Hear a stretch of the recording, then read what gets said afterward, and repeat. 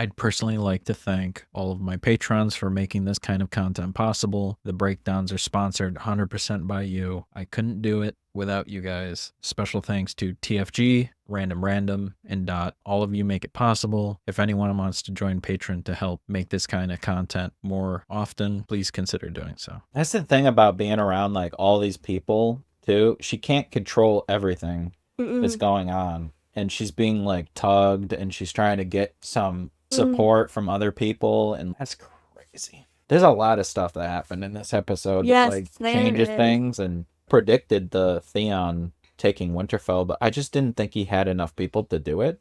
But apparently there's just no one there. Just no one there at all. He had to convince himself that he could take it. To take it. I don't know if he had to convince himself. He was convincing himself that I think he's struggling. He was raised by the Starks to be honorable. But he also has peer pressure from him.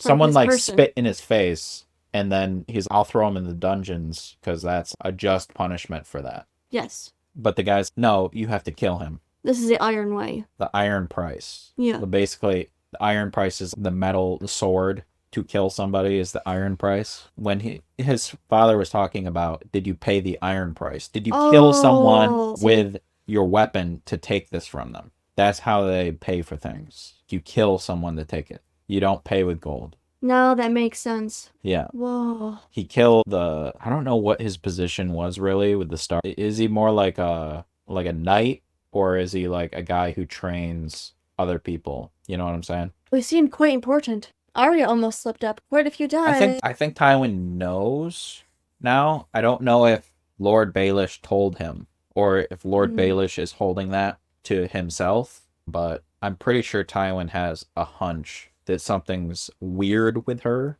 or weird going on. But her story's interesting. She has these little ties with people. The guy who is killing people for her, sneaking in on all Tywin's meetings and getting all this information. But she's also sort of getting along with Tywin and not trying to rock the boat because she doesn't like him for what he's doing. They're getting along and understanding each other mutually, which is, you wouldn't expect to see it. Also, Tywin doesn't know who she is, or does know, but he's keeping it under wraps so he can learn more from her, which I'm not sure of. Robb needs to. Yeah, Robb needs to remember what he did. Whatever, keep the person around, but you can't marry her. No. I don't think anyone's gonna No. But you just can't marry her, which I have a feeling that's what's going to happen, just because they're introducing this character to give him that conflict with his marriage that he's supposed to be married to. I was really worried about Sansa for a hot moment, but man, the dog came in, saved her. The Hound? Yes, the Hound. Yeah, he killed all of them. Oh my gosh. The guy's like, please. I'm like, no, get out of here. You don't have any. Obviously, you're going to beg, but and she wanted you to should go... have made that decision before you did that. Yeah, and then she wanted to tell Shay everything. Shay's like, stop. Yeah. Relax. I understand. You can't trust anyone. But she's just looking for someone that's... close to her. A friend-wise. Because she has no one in that environment. And Joffrey was like, not cruel to her, but dismissive, which is an improvement. He just didn't care. But when everyone was like taunting him, he's just like, I don't care about her. Yeah. Let her go. Let them take her. Oh, there's so much that happened. And, forgot her name again, but she saved the boys. She's getting out of Winterfell. What is her Hodor with, I don't know. She's the wildling they took. But I know that. Yes. I remember her name. But it's... That's really good. Really good. I wonder if Maester Luwin told her to do that. Or if she's doing that. I don't know if she would do. Maybe she did make a bond with Bran to the point where she wants to help. She convinced Theon. She's like, I hate the Starks. If you let me be with you tonight, she was going to sneak them out, which is a twist I did not see coming. No. And at the end, Khaleesi loses her dragons. So which faction in Qarth would want to take her dragons? Because they didn't leave the city with the dragons, right? It's not like a faction outside the city. They brought them to somewhere in the city. So I don't know. I would assume it's going to be the guy that she was trying to get ships from and just take their dragons. Yeah, it would make sense. But again, in my mind, he would want them to just leave and not. So maybe it's a different faction in that group that took her dragons. I'm puzzled on that one. I'm not sure who would want to take her dragons. I think everyone would want her dragons, but the guy who said it's not in my interest to help you because it's not logical for me, Yeah. I don't think he would, just because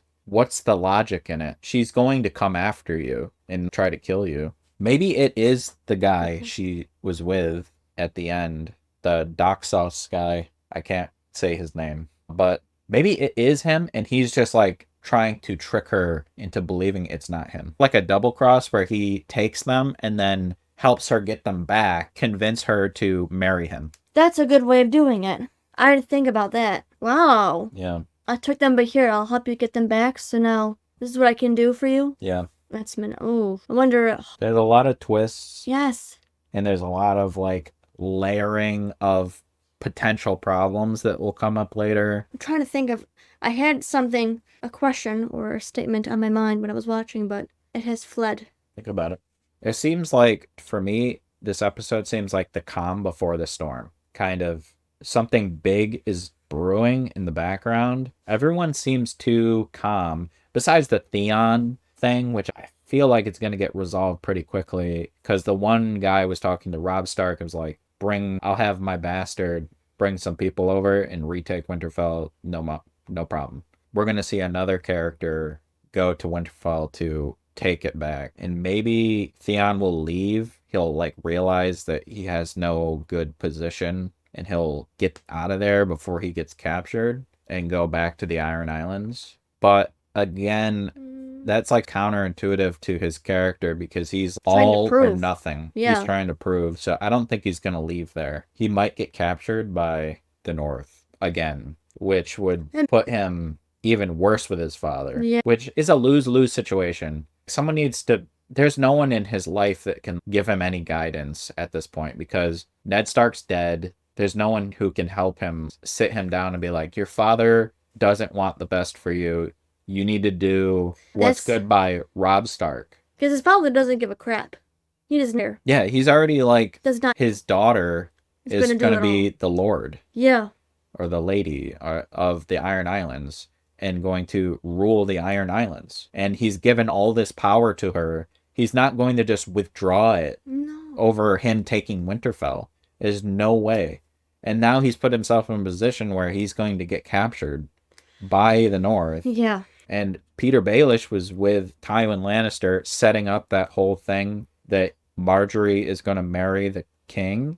I wonder what's going to happen to Sansa after that when they no longer... She's obviously still leveraged to get Jaime back. It'll probably have to be state. If I were her, I would be like, thank God. Thank God I'm not marrying that lunatic anymore. At least I have that. Tortured. No, because they got to get Jaime back first. I know, if they get Jaime back. Maybe by then she'll leave or escape. She needs to figure out how to get out of there, which is hard because, again, Shay's like, you can't trust anybody. But I would assume someone in the North, Lady Catelyn, is going to be like, okay, we need to get someone in King's Landing to get her out. So I think Arya just escaped, didn't she? I don't know if she's leaving. She was trying to prevent Tywin from figuring out because I think she still wants to be there. Gather information? To gather more information, which she needs to relax, calm down.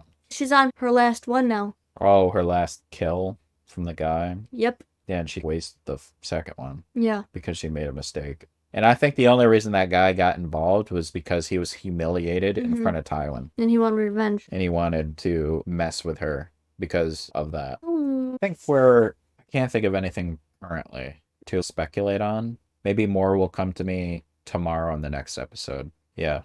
Welcome back to the map breakdown of our Game of Thrones journey. I'm going to preface this episode as I went off the rails with my speculation. You'll see what that means in a little bit. We're going to look into the episode just as it stands, right? And then we'll get into my wild speculation. And this episode, let's start with Daenerys because them back in Qarth. Daenerys' dragons have gone away. We don't know where they are now. Daenerys is out here in the middle of nowhere by herself because Jorah has left as of the other episode to go to, I believe he said, Astapor to see if he can find her a ship because he doesn't want her to get married. Understandable. I think that's the right choice as well. I don't know if they need a ship. They could have all just probably left by now. I don't think staying here is a good idea, and him leaving her here is a bad idea as well. There's probably a lot of people who want her to die here, or at least want to exploit her. This guy included. Zohan Doxos.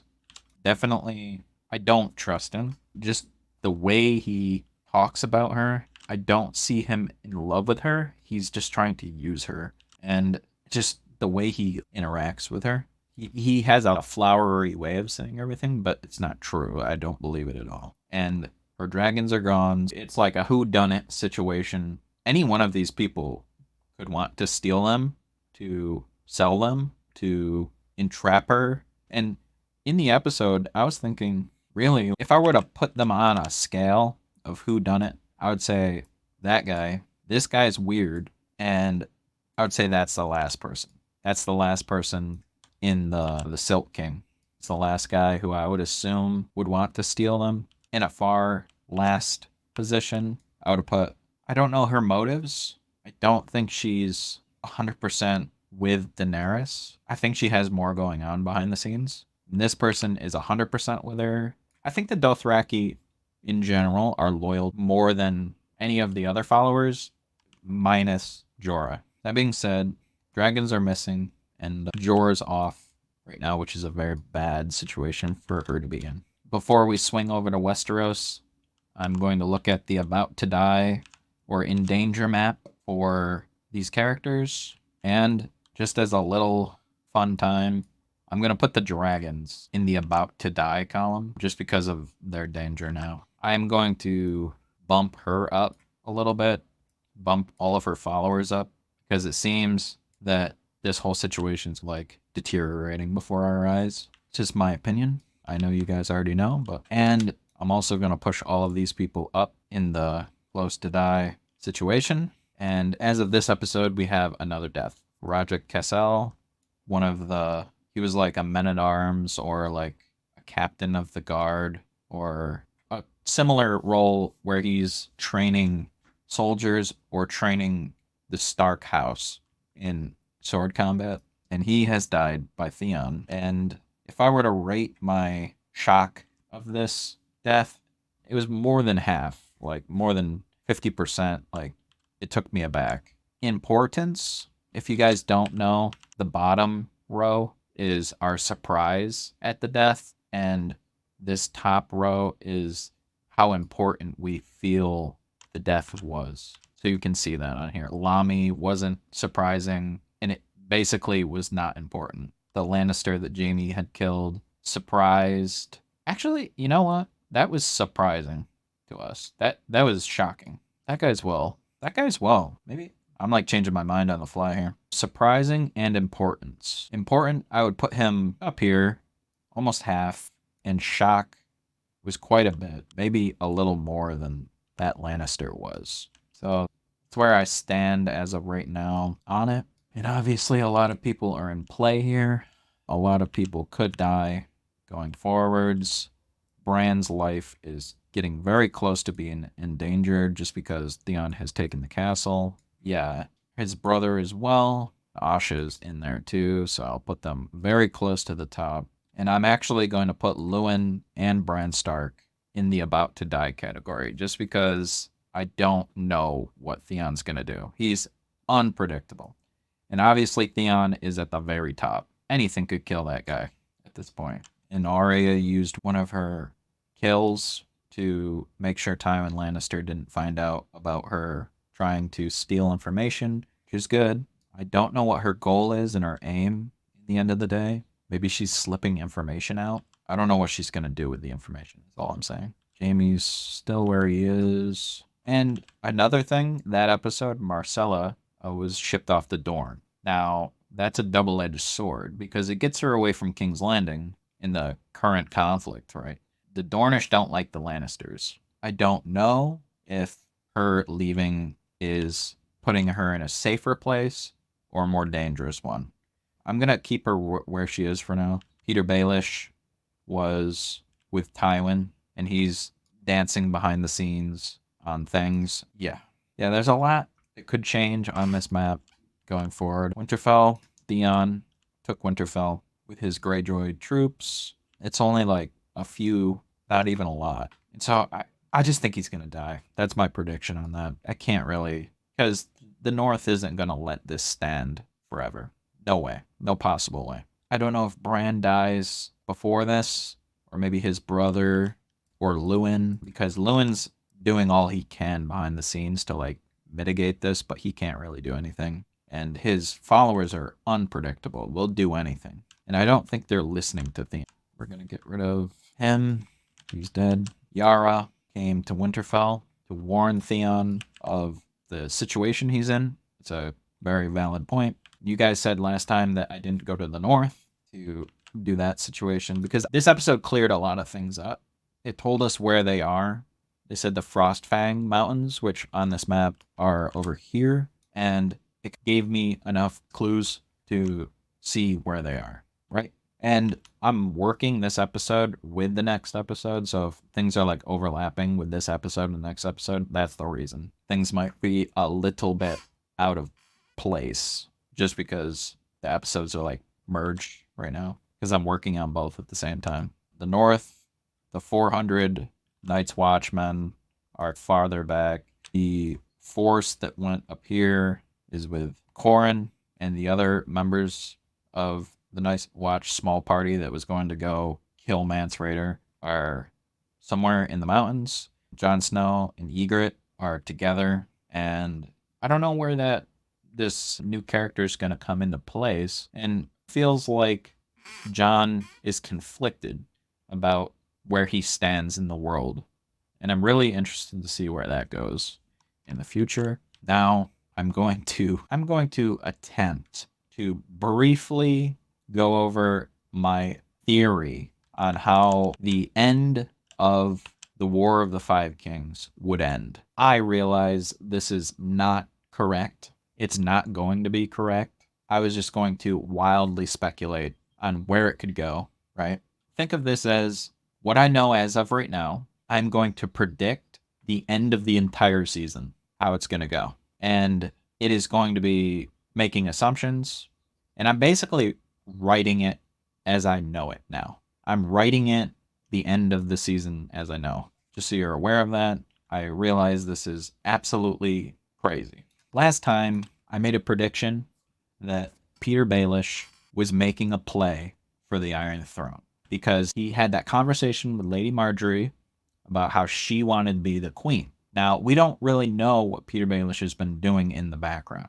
So my probably incorrect assumption is that he has been manipulating the Vale to support him in taking down the Lannisters. Now, Lady Lysa Arryn is like the regent controller of the Vale until her son comes of age. She's controlling things, so I don't know what her relationship is with Baelish, but I'm wondering if he has more sway over her than her sister does. And with that in mind, Baelish goes to talk to Tywin Lannister, and Margaery Tyrell is going to be Peter Baelish's queen when he makes his play for the throne. So we would have 1, Robb Stark, Stannis Baratheon, Joffrey, Peter Baelish. We're the 5 kings. What are the 5th king? Is it the Iron Islands? Anyways, let's get into my breakdown. In Peter Baelish's whirlwind of cunning and betrayal, he flips on the Lannisters and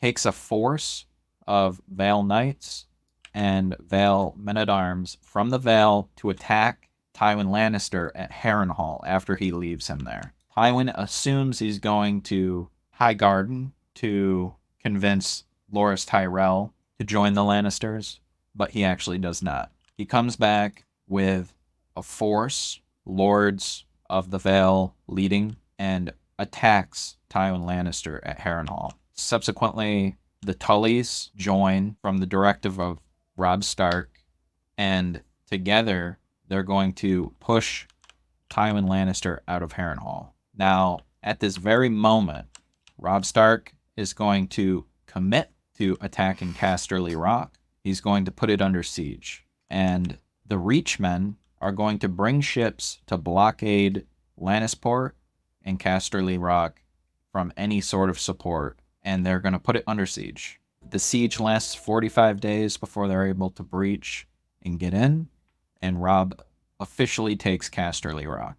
Meanwhile, knowing his position is good in Harrenhal and he can hold it for a long time, Tywin Lannister also is concerned about King's Landing and Loras Tyrell coming to attack King's Landing and Stannis Baratheon coming to attack King's Landing. Loras Tyrell and his group, with the new marriage of Lady Tyrell and Peter Baelish, they move to attack King's Landing to take it for Peter Baelish. Stannis goes down the King's Road from Storm's End and moves to surround King's Landing, and light skirmishes exist between Loras Tyrell and Stannis, but generally there's a race to get to King's Landing to see who takes it first. Stannis, he is concerned about getting there before the Stark, Baelish, and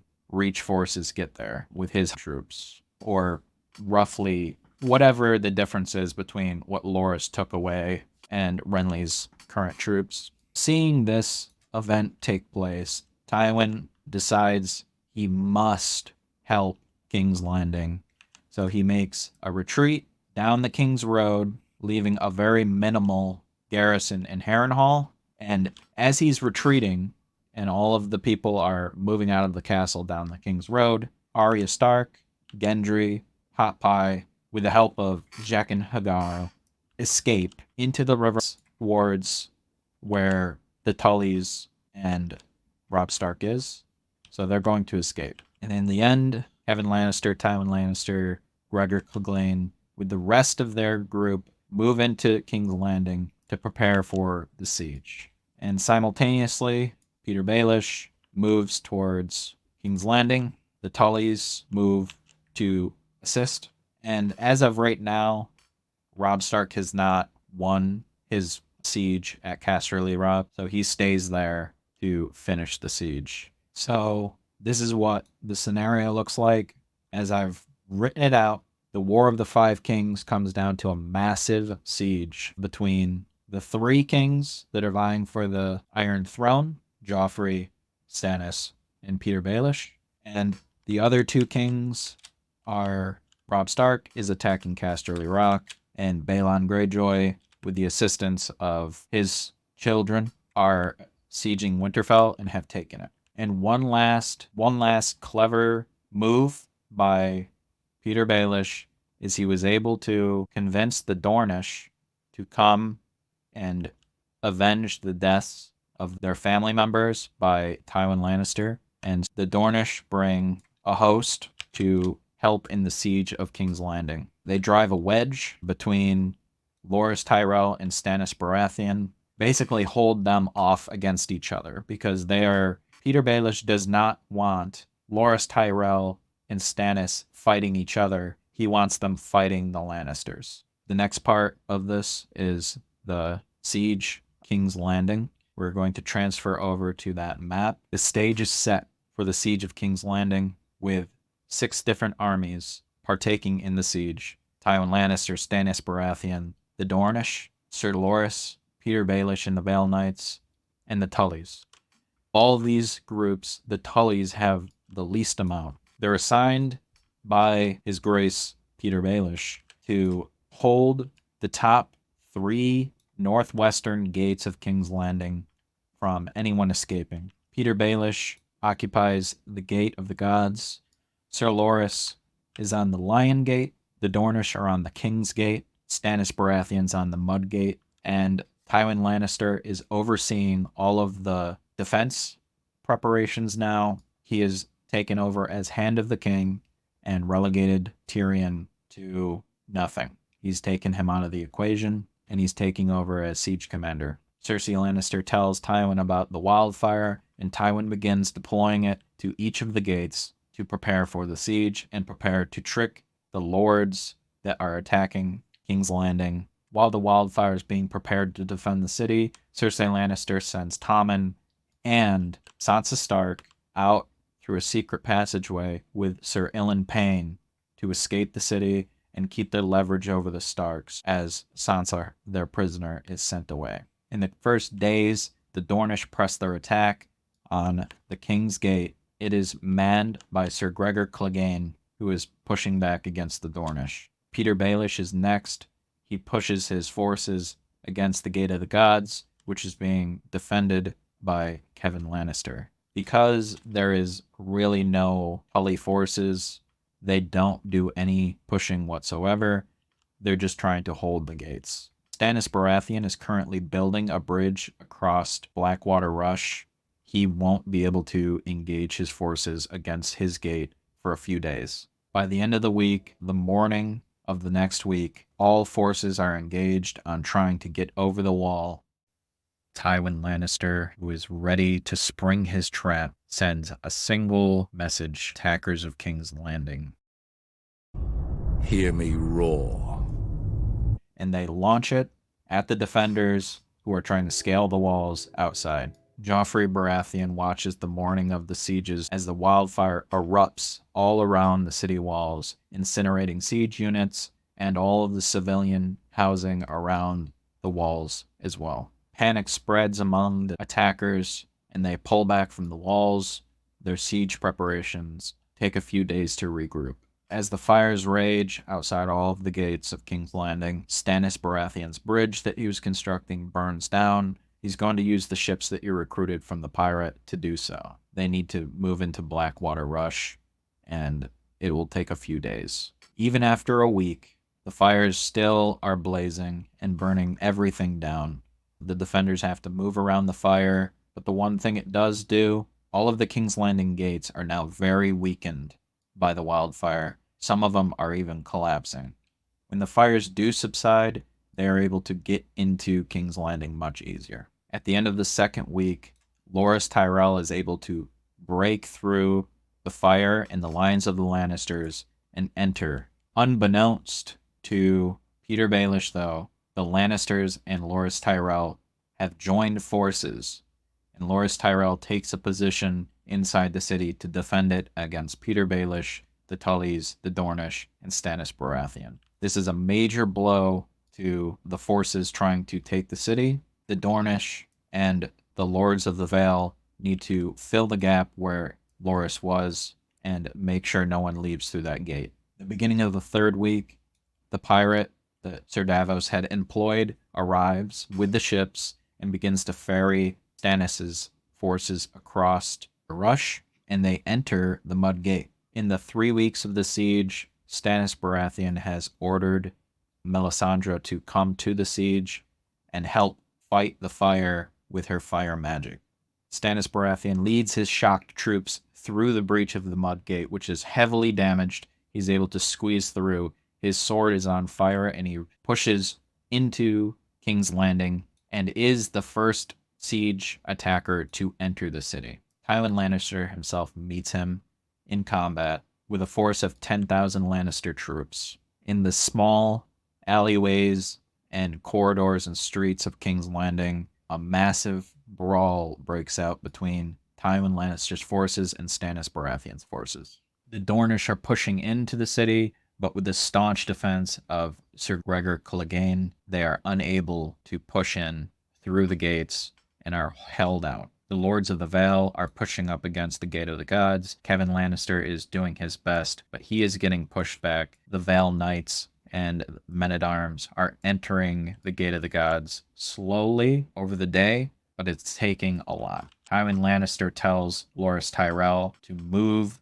to Kevan Lannister's aid and help him push Baelish back out of the city. Tywin Lannister is fearing the worst at this point. A lot of things are not going according to plan for him. He has instructed the pyromancers to distribute the wildfire across the city in caches. That work begins at the start of the third week. They are going to try to use it tactically to destroy forces at key points in the city, crossways, major junctions on roads and use it as best as they can in that way, as a very last resort. At the end of the third week, in the dead of night, Peter Baelish's brothel goes up in flames.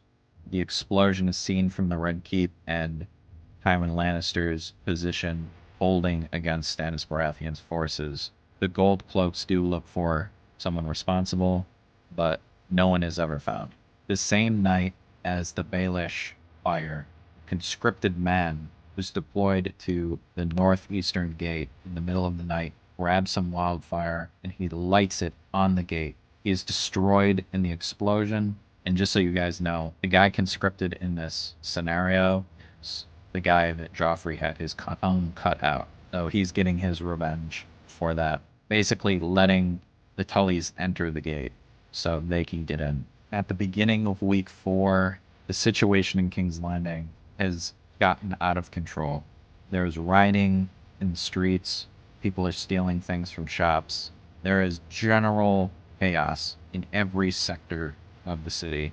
It's hard for the defenders to keep defending, and it's hard for the attackers to keep attacking because of the situation. The defenders, the citizens of the city are running out of food. They're eating rats. They're eating dead bodies. They're eating anything they can find. There are instances of cannibalism as well. On the second day of the 4th week, returning from his campaign against Casterly Rock, Robb Stark approaches the burning King's Landing.